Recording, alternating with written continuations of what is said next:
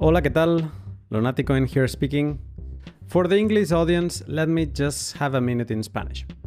Este pod es el primer contrapod que hago. Es la respuesta que Rodolfo Novak ha querido dar a lo comentado con Miguel Vidal en el L123. El pod está grabado en inglés. Espero que lo entiendas, aunque igualmente también espero encontrar tiempo en las próximas semanas para poder hacer una síntesis escrita de lo comentado. En líneas generales, Rodolfo dice que no está de acuerdo con las definiciones de open source que Miguel y también la Open Source Initiative tienen, que ellos no son de código cerrado, que lo que hizo Foundation Devices es amoral y que en su relación con Trezor no hubo nada parecido a lo vivido con Passport.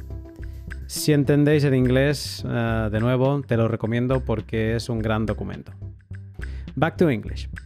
This podcast is the answer to a show I did in Spanish with a respected Spanish Bitcoin community member, Miguel Vidal, who explained me all about free open source software licenses and why, for example, Coldcard and GetUmbrel are not FOSS nor open source software. Rodolfo and I had a chat after the release of the Spanish show, and he told me that he would like to clarify some of the things that were said.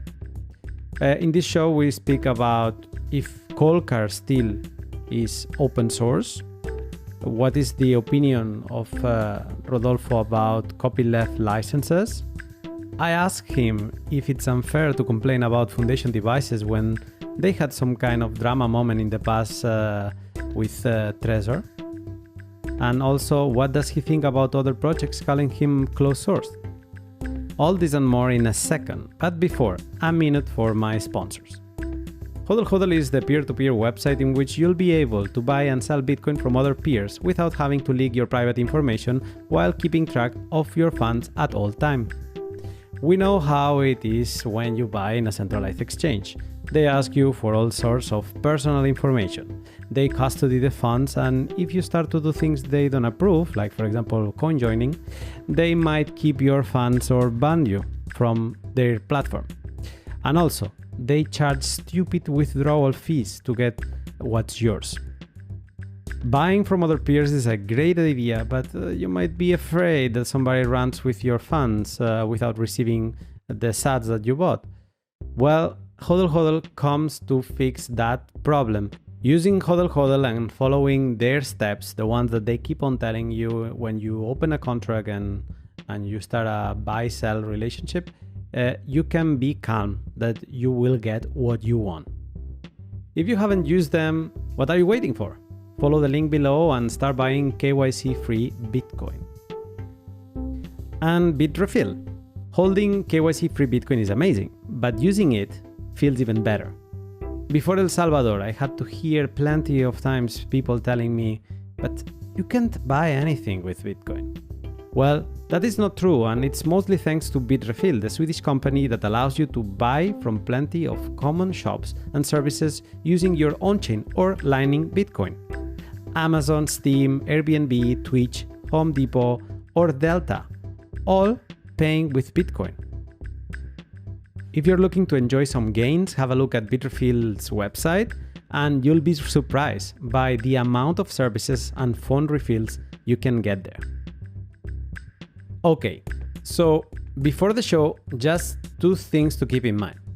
If you understand Spanish, I highly recommend you to listen Miguel's show, the L123. It is a masterclass about how software licenses work, which one exists, and we mix that could be a little bit more boring together with Bitcoin software, what makes it more interesting, and we speak about Coldcard, Samourai Wallet, and Bitcoin Core. I really recommend you that. Also, I did a mistake while recording this show, and I had a third mic recording, so that mic was adding noise, and you might hear in the first answers of Rodolfo some drawers and so on. I was looking for a pen in that moment, so sorry for that. Bear with me. It is just at the beginning, and after that it gets super better. So that's it. I hope you're ready for some intense Novak answers. Sin más, te dejo con el pod. Bom dia, Rodolfo. Bom dia! Fala português? Um bocadinho, mas português de Portugal. Ok. Yo hablo español, pero muy poquito también, hace mucho tiempo. I think that because my Portuguese is quite rusty, it used to be quite good with a huge accent from Portugal. This is where I learned, so it was funny. But yeah, it's rusty, so I don't want to destroy the language. I'm gonna probably be destroying English nevertheless. But I prefer that we from now on not to expose my bad Portuguese. Your English is perfect. Wait for it. Rodolfo Novak, thank you for joining me today. It's quite an interesting situation of why we are talking today. Just to bring a little bit of context, probably some English speakers are listening to us and they don't know why are we talking. But last week I published a podcast about licenses. And as we were speaking before the podcast, licenses are quite a boring topic in general, no? And as we fall in the Bitcoin rabbit hole, we start to want to know everything about Bitcoin. And we start to see licenses, something that, for example, me, that I'm not a technical person, not a software person, I was never paying attention to. So, and then you start to see, okay, Bitcoin Core is MIT license. Okay, there is something else called copyleft that apparently is the enemy of copyright or vice versa, something like that. But yeah, it's quite a boring topic. But when you mix it with Bitcoin, it starts to be interesting. I recorded that podcast with Miguel Vidal, a very respected member of the Spanish Bitcoin community. And yeah, on that podcast, we explain all about licenses. Basically, we explain what is a free libre open source software and what is not. And then we jump into specifically two codes, one firmware and one code that they have licenses that they have had some kind of, I don't know how to say this in English now, I'm lacking a word, but that they were interesting to be analyzed. One of them was Coldcard and the other one was Umbrel. Why those? Well, Umbrel is because it's just to mention that it was not open source, and Coldcard basically the same. What it was said in the podcast was that since Foundation Devices appeared, Coldcard made a change in the license and went from GPL version 3 to MIT plus Commons clause. And we will go through everything what was said, but basically the conclusion was that because of that change, Coldcard is not anymore an open source software.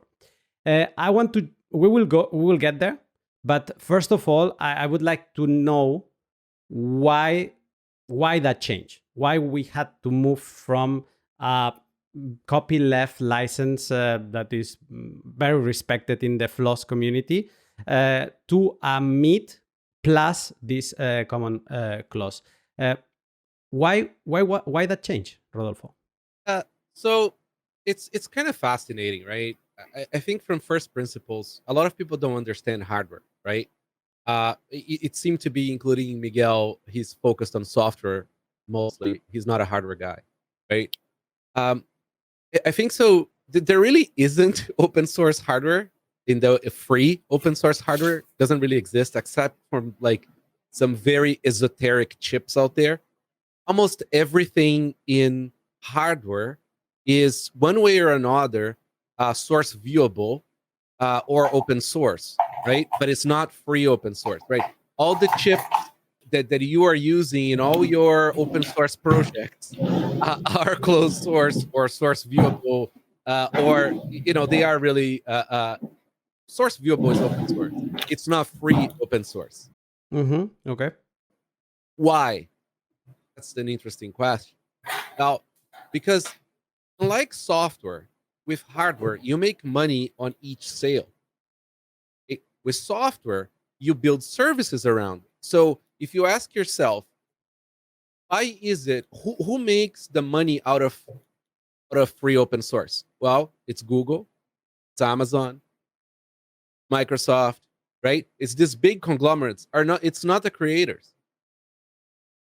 And when it is sort of smaller companies, well, they're selling a service on top of software they're running that is free. Okay. While the hardware makers like us, which make firmware, not really software, we make money from each sale. We're not selling a service, right? There is no rent seeking. There is no there is no renewals. There's nothing, right? So it's just an interesting thing that most people don't know about the difference between hardware and software, right? So that's something interesting for people to understand to begin with, right? So when you're running your free open source Android, whatever, your phone is not open source, nor is the firmware running on that phone, nor the chips on that phone. It's just one layer. So we have to make a difference between hardware and software, but basically all hardware wallets run a firmware, no? And we could focus in that this firmware at the end is code, no? It's a software, and this software was the one that got the change in the license. And what you said is that we have to keep in mind that it's not the same to just do software that will run on any computer, or if you are doing a software that it is specifically made for a hardware, that it cannot be open hardware, let's say, because there will be some components that will have that it's not the way it works. It's not as easy as simple as for software. And what you say is that because of that, you have to keep in mind that software, the only possible revenue will come from sales. That's correct. So, then we thought we're essentially the only free open source firmware for Bitcoin only, right? So, for example, Trezor is open source, right? Free open source, but it's not secure, and it makes money from shitcoins, right? They literally have a shitcoin brokerage. Ledger is closed source, it's very secure, but it makes money from shitcoin, right? And then there is a few other smaller Bitcoin companies out there, hardware wallet companies out there. They're either sort of failing, but they all make money from shitcoin, right? Then comes Coldcard, right? We developed a hardware wallet for ourselves, right? Like completely many years ago, because we couldn't find something for ourselves. That's the story of it. And we decided it was going to be Bitcoin only. And we wanted to make the firmware free open source, right? To start. Thinking that was possible. And for many years it was, right? Until came Foundation, who copied the whole thing. And then it went VC shopping and got, a few $1 million of VC on top of our work, which is legally okay because that was the license, right? But that's a dick move. There was not even a friendly email saying, "Hey, we're forking your code," or "Hey, here is some contribution." There's absolutely nothing, right? Again, legally fine, right? So then, I'm a very pragmatic person, right? Very utilitarian. You know what? Fuck it. I'm just going to change my license. So going forward from that point of the fork of the license, right? They can't simply just pull or change it, while they can still use the original and continue on their path, right? Like license, the way it works with this kind of stuff is normally backwards they can go, but not forwards, right? Mm-hmm. So much so that they didn't even pull bug fixes or other features after that. There is this very sort of silly argument that foster faster innovation. We have not stopped innovating since we changed our license, right? There's been heaps of new features, and features come from having budget to put in R&D, right? Research and development, to then make them, right? Our product is not mostly community developed, right? It really is just mostly us. We're super grateful that we do have a few contributors, but this is very small part of our source code. Like almost everything we write ourselves with paid salaries, right? So it's not like we're running sort of like some fork of Linux and blah blah blah, and everybody sort of contribute. No, this is like hardcore, very expensive research and development that we do ourselves, that we tried to do in a certain license model, and then it didn't work. And you know how the market works. You learn lessons and you adapt, but not adapting would be silly because oh, I'm not gonna put all my time into something for somebody else to reap all the benefit from it. It's just not the way I work. So you felt somehow that your sales would be threatened by a competitor that was just taking the code, or it is a moral issue? It's a moral issue. We're not concerned about sales because you know the other device is like 3 times more expensive. It doesn't have 90% of the features. Um, you know, it's you know, it doesn't have the history of security in the market.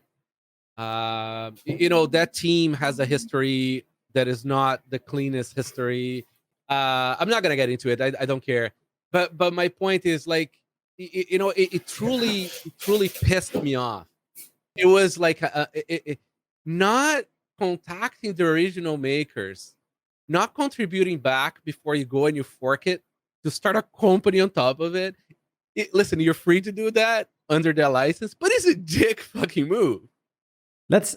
I wanted to talk a little bit more about context, but I think that it's important because we're getting to a point that I don't know if we will find understanding in this, because this is something I realized reading your tweets after the Spanish podcast was released and so on.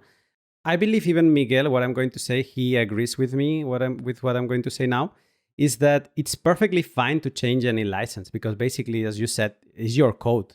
You have the possibility to do with your code whatever you want, to relicense from one moment on and so on. This is if somebody can do that, is you, no? But the question here is if Coldcard steals, at least from the firmware side, open source. That's a great question. Yes. And well, I'm going to tell you what was said in the podcast, why Coldcard is not anymore open source. First of all, we have to clarify that open source is not the same as source available or that you can read the code.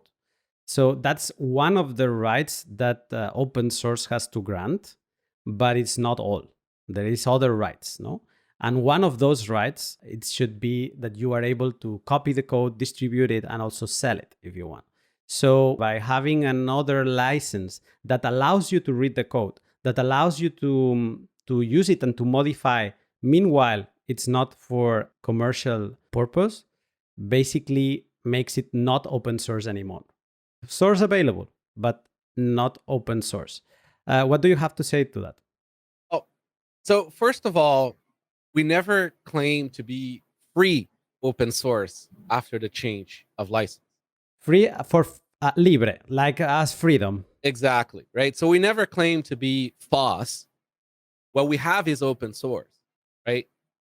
What people don't understand is that these things are never nice, clean, or necessarily uninsidious. What the competitors that copied us and other people who are malicious really try to do is they try to say Coldcard is closed source, because then it would mean that the source is not verifiable for security reasons. Okay? So they try to create this confusion around the terms to sandbag the security that we have on our device. And our device is open, verifiable, and reproducible. So that's one aspect of it. So people try to create confusion to FUD the security of the device, right? That's extremely malicious. And then secondly is there is the argument and the arguing about what is open source and what is free open source and what is closed source. It's not a finalized discussion and argument. You'll definitely get academic like Miguel who will, they're going to argue that it is set in stone and blah blah blah, right? Like I get where he's coming from, but there is a huge amount of people out there that do not agree with that classification, right?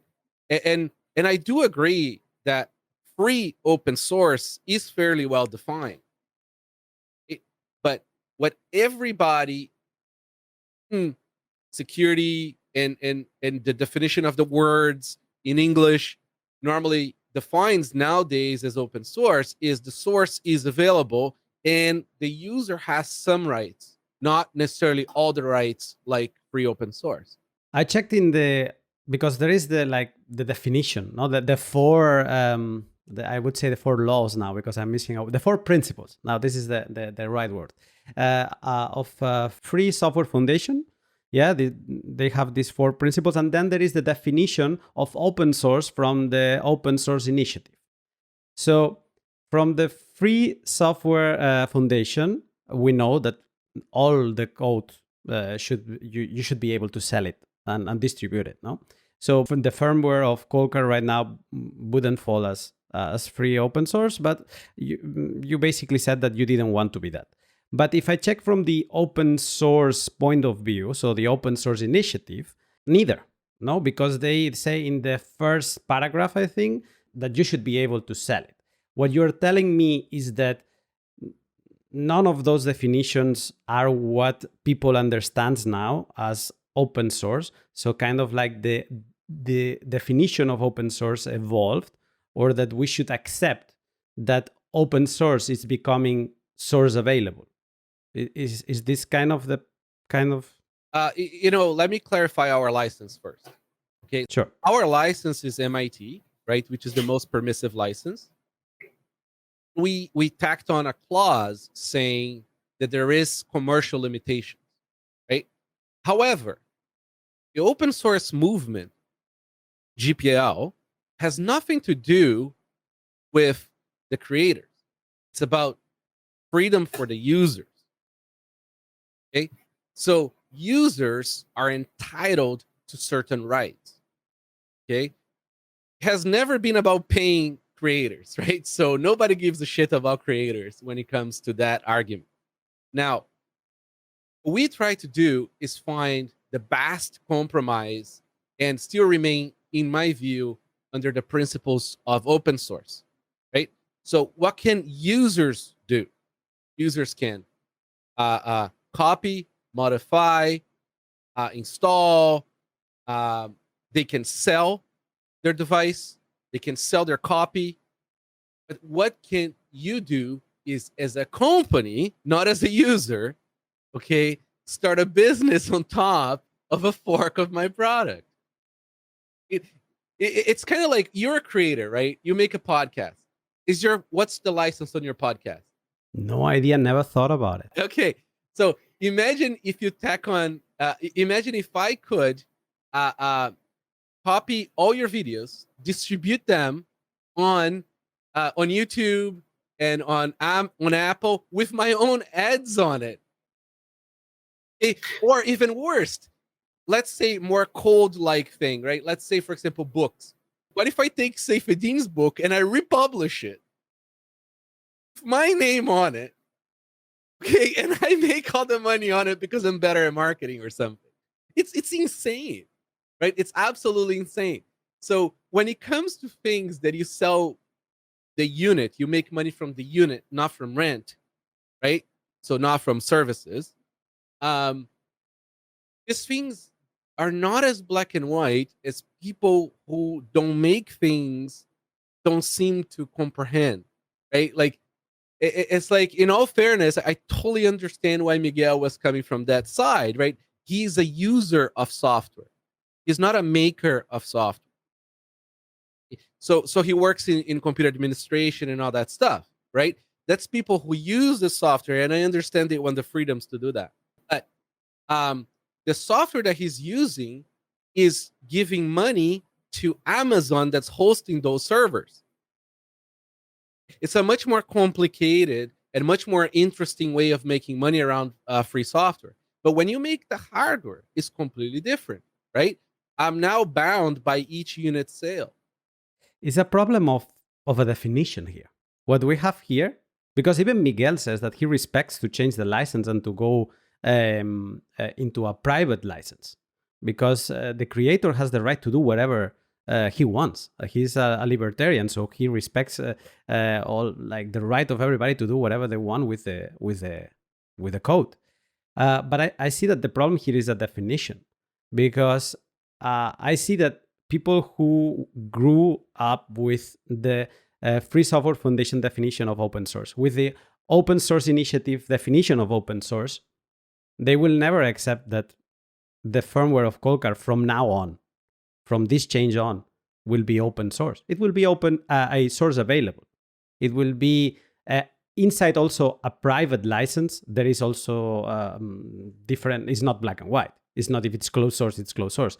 No, there is closed source like Ledger kind of way that you cannot check anything. Or there is a private license that you can check everything, but you cannot have all the rights like the Free Software Foundation would grant you as a FOSS software. No, so do you see like me that this definition problem will always be there, because for you what you do is open source, meanwhile for other people it will never be open source because you changed that definition, or in your opinion that definition changed? So I think it's a bit of everything. There will never be agreement on this, and there has never been. Stallman was kind of a commie. In my opinion, copyleft has a bunch of issues. I think it's important that people understand that there is no single source of truth. I think I like the idea of open source versus free open source. That is where I see the definition. I believe I am giving the users the freedom in the spirit of open source. Like you can't please everybody, right? You really can't. Yeah. I mean, it really is one of those things. It's just that like we're never gonna agree, and I think it's very disingenuous for other, for lack of word, malicious parties, right, to try to inflame the conversation and sandbag the definition in order to make claims that Coldcard is closed source, which is not, right? And then when they say after, when you look at the threads, they're hilarious. They will sandbag it, and then after you discuss and you spend a lot of time arguing, oh yeah, but it's source available. Wow, but you didn't say that. You said closed source. You didn't say source available, right? They want this to be very confusing because it helps push a certain agenda. It helps push a certain way of defining things. But regardless of that, I mean, I think we're in a good place license wise. We're in a good place definition wise. We have huge respect. We are funders of a ton of free open source projects. We just don't advertise it. We provide both money and hardware to people to do things. We contribute ourselves to free open source. I think morally, in my view, we're in a good place. And in all honesty, that's all that matters to me. What do you think about, because of course in the podcast we spoke about Coldcard, but we spoke about other Bitcoin software, some of them related with hardware, some of them none. But what do you think about other Bitcoin software that they use a GPL license, so they are copyleft, or they are more permissive and they are on the MIT license? What do you think when you see them calling you out on Twitter, pushing you for not being open source? I'm not gonna hide names here, but I'm talking about Samourai and some other projects that have been mentioning it and calling you out, basically. Just follow the money, right? I mean, the Samurai guys, their OXT, it's probably a cash cow for them, and it's fully closed source. So we're talking about an a chain analysis system is fully closed source, right? I mean, come on, right? And then the coordinator system where they make their money for CoinJoin is also like unavailable. I can't even understand where the source of that stuff is. You can't run it, right? So it's just disingenuous, right? To do this, and I think it's the necessary too, because I don't go out of my way to sort of like send back them. But listen, if you poke, you're gonna get poked back, right? I mean, I'm just trying to point out the hypocrisy on this. At the end of the day, we're all here to make Bitcoin succeed, right? And in that, it means like building like profitable, sustainable businesses, right? I'm not gonna build bagware where I'm gonna spend my day asking for donations and stuff for my team to be able to survive. Like it's not nothing wrong with that, but it's not my thing, right?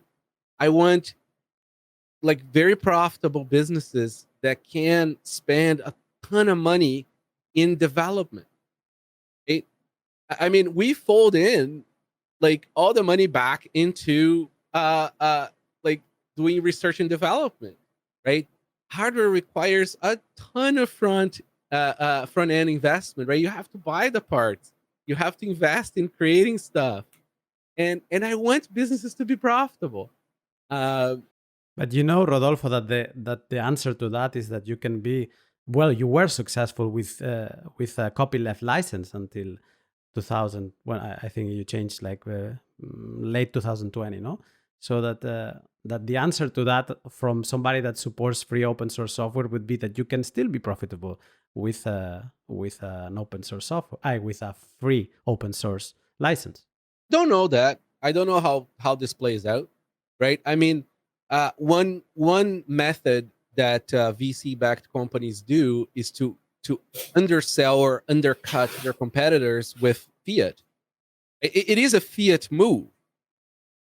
It's like, you get access to the money printer, you get a bunch of free credit, right? That's essentially what VC is in a way, like Silicon Valley style VC, right? And then they could technically try to just give away their devices for a few years until there's no competitors left because they didn't spend any money developing it. And then, once you don't have competitors anymore, then you raise the prices. I mean, we see this with everything, right? Like Uber or Amazon or Google services or like, all these guys, they play this game, right? And we are very old school. We're a self-funded business. We've been in business longer than most people have heard of Bitcoin. Coinkite is over 10 years old. We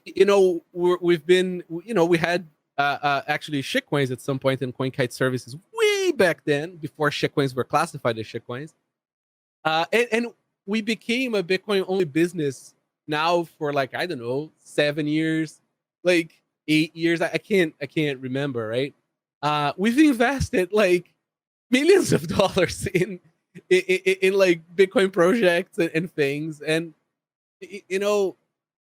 I feel like I'm morally comfortable with what we do, how we do things, and we're gonna defend the way we do things. We're not gonna quit just because some people on the internet are screaming at us, right?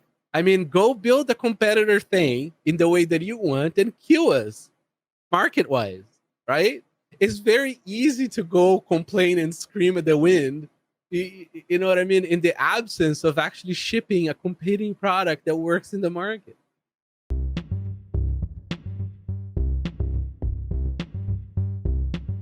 Sheep Crypto is the producer of Bitcoin's hardware wallet Bitbox 2. If you keep your sats in a hot wallet like Moon or Samourai, but you are starting to feel a little bit uncomfortable by the amount you accumulated there, maybe it's time to level up your security with a friendly hardware wallet that will keep your Bitcoin safe and sound. Bitbox 2 is the device I recommend to friends and family because it's just easy to start and a great companion in your Bitcoin journey. When you fall deeper in the rabbit hole, you'll be able to use its advanced features like calculating a seed checksum or use it in a multi-sig together with Spectre or Sparrow. If the time has come for you, follow the link below, enjoy how the Bitbox 2 looks like, and remember that you can get yours using the code LUNATICOIN and enjoy a 5% discount in your purchase. And last but not least, Lend by Hodl Hodl. Lend is a peer-to-peer lending platform in which you can borrow some cash using Bitcoin as a collateral. A great tool to practice some Bitcoin finance and to enjoy also the bull market without creating a taxable event. After going through a major upgrade with many improvements, Lend will accept new contracts this Thursday, October 14th. And if you are interested in using it, I recommend you sign up these days, because I believe you can still use the promo code September to get a 50% discount on the platform's origination fee once the lending functionality is available again. I think it's a great opportunity. So if you don't know it, go have a look at lend.hodlhodl.com and get ready to practice some Bitcoin finance. I want to jump a little bit on the GPL decision. I read a tweet. I don't know. It's from 2020, July 2020, in which you said that you regret choosing GPL. What would be the license of the Coldcard's firmware if you would restart now? So, I think my GPL choice was naive. And I don't think I thought about business consequences in that license with the hardware. It's just, the naiveness was because I thought that if we did have competitor forks, right, they would be contributors back. Thought they were going to contribute to us like we have contributed to other projects. There was none from the cloners. So I think that sort of like woke me up to truly put in, like, truly reflect over business dynamics, market dynamics, Bitcoin dynamics, anarcho-capitalist sort of like thought, right? And understand that that is not the right approach. And that was my biggest regret in regards to that license. It's just, it doesn't work in the marketplace for hardware. But it's not common license for hardware. You had though some interesting conversations in Twitter in the past, in 2018, with Rusnak from Trezor, from Satoshi Lab, about the same. It kind of like, if you read it from a 2021 perspective, because there was some, I'm lacking a word, so I would say drama, because everybody would understand it. It was not dramatic, but kind of some conversations with him about code and about taking code from them. No, so somebody could think that you were taking Trezor's code, and there is a tweet from you at the end saying like that we are not a clone, that we just want to collaborate, and you're free to take some of our code and like we could work it out together, no? So in your opinion, I guess that the limit is to clone. So the question maybe here is, did you clone Trezor? Like, how would be if we would do a comparison of what happened between you and Trezor at that moment and what happened last year between you and Foundation Devices, how would we compare that relation?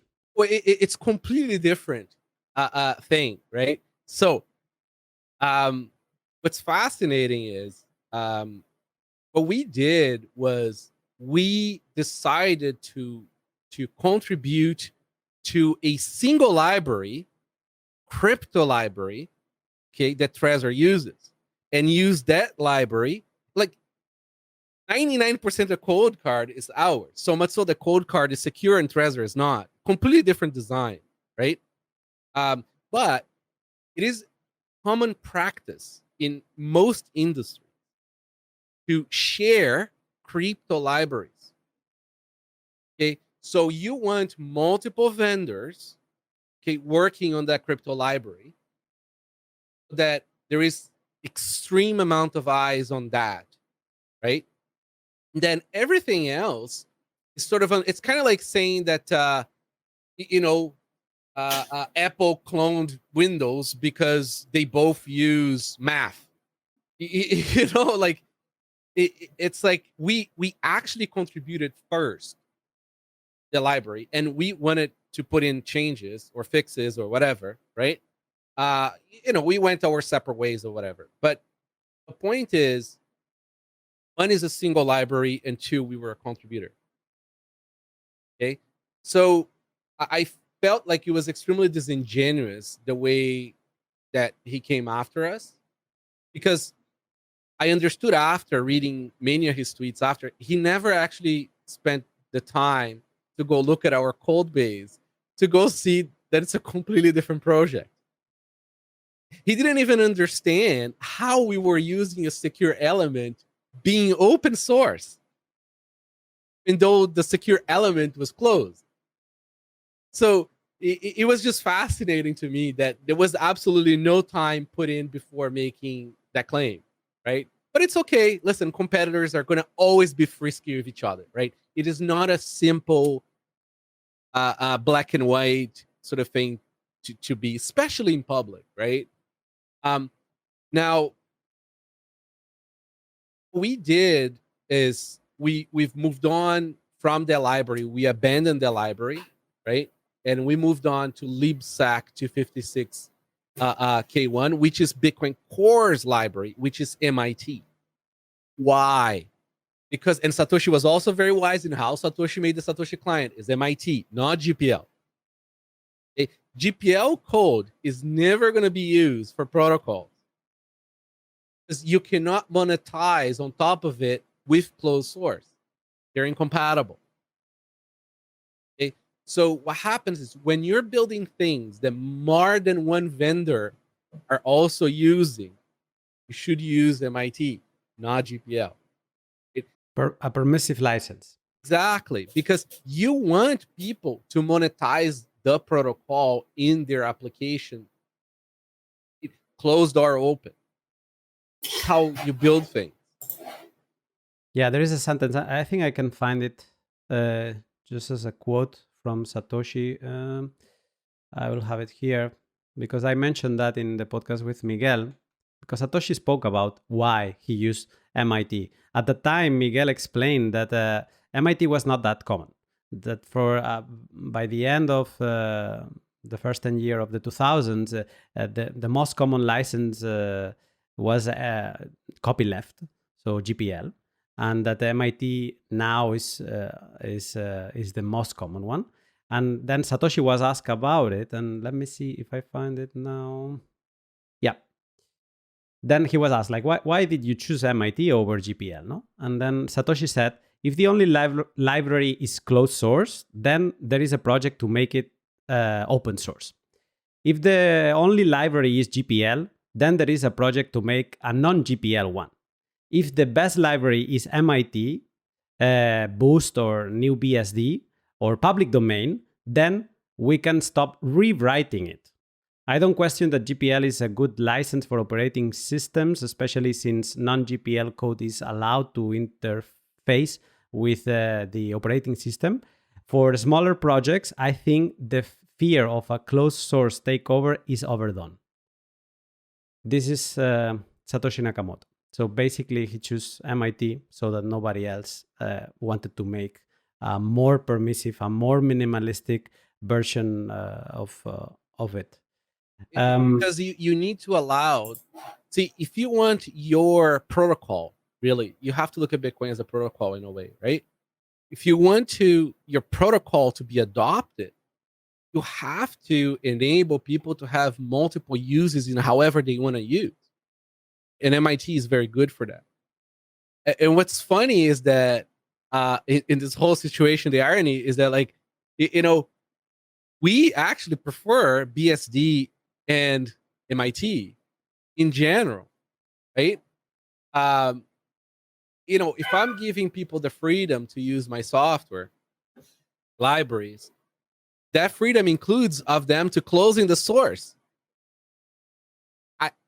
And in our case, it's like we want that. The only thing we don't want, because of the market dynamics, is people starting unfair competition, right? People essentially using all the work for free without contributing back if they're going to start a business, right? But that's, I think that it's very important to understand that, like, different licenses sort of like solve different problems, but there's also many different problems: protocol problems, OS problems, small project problems, big project problems, services. The world is not black and white, and I hate having this sort of arguments in 280 characters on Twitter where you cannot give context, right? It's very easy to sandbag each other that way. One of the missing critics that comes from that podcast with Miguel is that if you become not commercial friendly, to call it a way, so that somebody can come take the code and resell it, then it can make the code something what is called single sourced. So basically, that only Coinkite is in the interest to make it better. So less eyes working on that code, because it can make that somebody doesn't want to spend the time making the code better because they cannot use it commercially. What do you have to say to that? It's been like that since the beginning. I mean, we're very thankful to the contributions that we got, but like, Coinkite Coldcard is not a community project. It's never been a community project. It's been, paid by me. You know what I mean? We put in the grind and the sweat to write that code, right? We have had contributors. Like, I'm not going to deny that. And we're extremely thankful to them, right? Some of them got paid. Some of them was free. Those contributions were nice. We could have written those, but people sometimes want to add their features, right? Sometimes we don't have time to do everything people want. So sometimes people want to put in the time themselves. But like, great majority of the source code was written by us. But like by 90 to 1 kind of thing. Like, it's just, this is not a community project. This is a business. It's not like Linux. It's not any of this stuff, right? And when you go look at the cloners, they have zero contribution. Zero. Not a community project. They're a business. They didn't start this out of the good heartness of their. You know what I mean? This is not like, oh, we don't like how Coldcard do this. We're gonna just fork it because we're a community and we don't like the direction, right? No, this is a naive thing. This is an absolute business copying another business, right? And in regards to eyes, I mean, unlike other projects, a lot of people who are hardcore people. First of all, there's very few people who can actually read firmware code and understand what's going on. Let's start from the premise, right? Then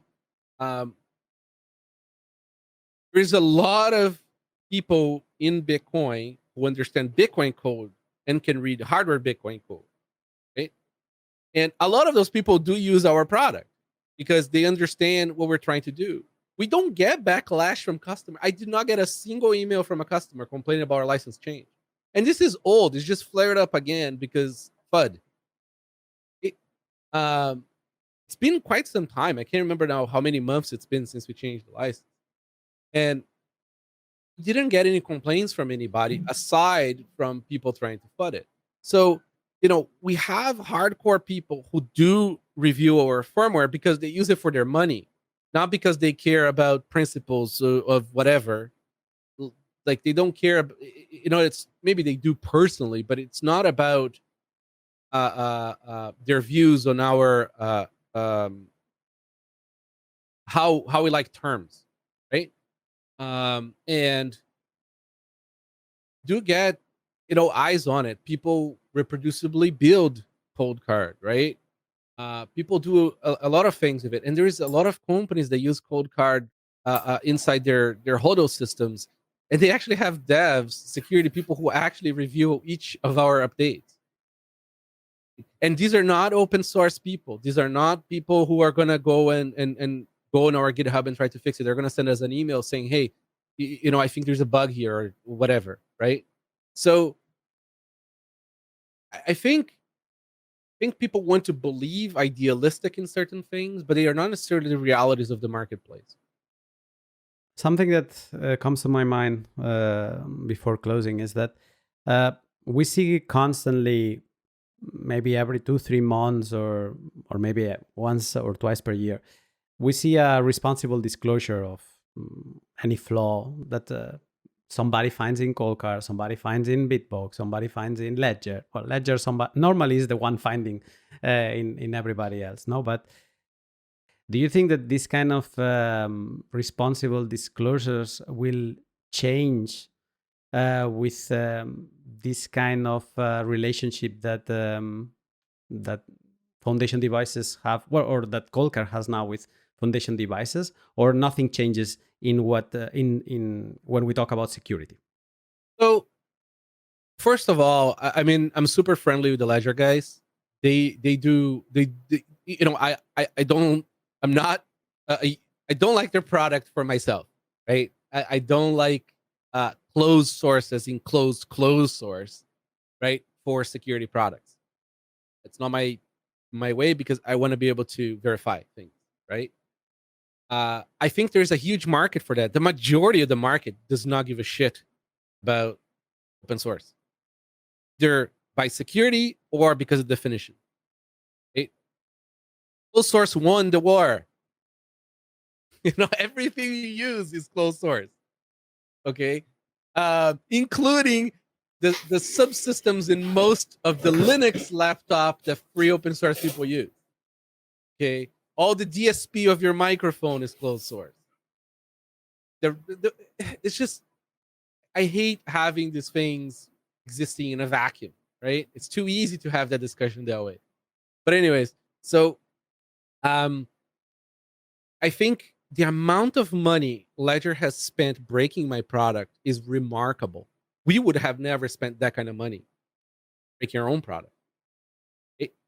I'm talking about, like, adjusting machines, probably $500,000. It's amazing, right? And they got some PR cycles out of it. Now, I think it was fun for a while, right, to do a lot of that. I think what you see is it's going to taper off and out, because now that people who are not as technically sophisticated becomes the biggest users of Bitcoin, doing a lot of this PR style disclosures is detrimental to the industry, because it creates FUD. Because then you have the people who are literally creating FUD against hardware wallets in general. They go and they say, "See, hardware wallets are bad. They're evil. They're not secure." And it's not true, right? The reality is, hardware wallet, even an unsecure hardware wallet, is much better than no hardware wallet, right? So I think the industry is sort of starting to mature in doing less dramatic disclosures. I hope it goes in that direction, because it prevents users from trusting hardware wallets in general, right? So essentially, the industry is starting to shoot itself in the foot. I think security researchers are also maturing, and they're going to sort of find more professional ways sometimes of disclose things. And I think a lot of vendors are gonna be less interested, maybe, in spending so much money trying to break other vendors' stuff, In other industries, people would just sue each other. So, it's like, we're fortunate that in Bitcoin, we're a little bit friendlier, and the goal is for Bitcoin to succeed more than it is for my business to succeed. My business is never going to pay me more than Bitcoin would. It's that simple. My business exists because I need to keep my Bitcoin secure. So think, this industry, when it gets much bigger, you're going to see these competitors just essentially like suing each other for slander, for PR, whatever. You know what I mean? That's what other industries do. That's why you don't see Google making a big fuss about finding a flaw on some IIS server, right? Like, it's just a different dynamic. I absolutely love the fact that we have vendors trying to break each other's vendor stuff. I think is a win for the user. But I think the PR level, you've never seen us ever make PR about finding flaws on other devices. Not that I recall now. But it's because you don't do them, or it is because when you do them, you disclose them differently? The way we see it, we have no incentive to make a big fuss about it. There is... But you do them then? We do some stuff. And it's kind of like, it's the same with funding open source, right? Like, it's like, do you do it for PR? Do you do it because you believe in it, right? The people that make the biggest noise about things are probably the people contributing the least, right? I think, it's all about maturity, right? Like, the market is going to mature. I'll never mature on Twitter. I'm always going to be the same usual. But I think the companies in the space will sort of become better at handling the public appearance, the public narrative of things in the spirit of better security and also whatever profit. Who knows? Rodolfo, it was fun to have you here and to talk about this license drama, how I could call it, and that you explain your point of view. So thank you for being here. And I have to, another day, I want to invite you because I have some interesting topics I would like to discuss about the way Coldcard works. So I hope that that you join again and that we can talk it. It was my pleasure. It was a lot of fun. This is a topic that most people are not interested, so it was actually quite nice to have a conversation about it. Gracias. De nada. Obrigado. Obrigado. Ciao, ciao.